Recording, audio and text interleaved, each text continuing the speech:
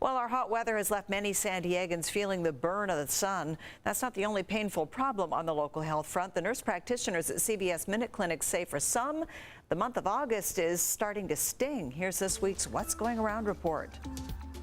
In South San Diego, Kasia Lalacata in Chula Vista has seen a number of patients with bee stings. Symptoms include a swollen, painful bump and itching. In East San Diego, Kate Fitzgerald in El Cajon is reporting more of the same.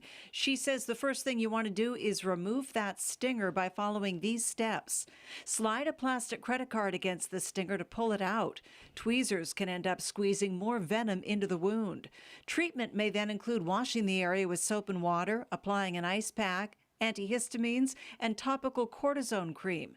In North San Diego, another sign of the weather. Agnes Sato in La Jolla has diagnosed some patients with superficial candidiasis.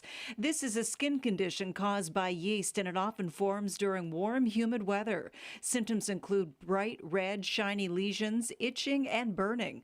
Treatment includes keeping the skin dry, nystatin powder, and antifungal cream or ointment. And in Central San Diego, more summer-related issues. Gretchen Broman in Claremont says some of her patients have developed otitis externa, also known as swimmer's ear.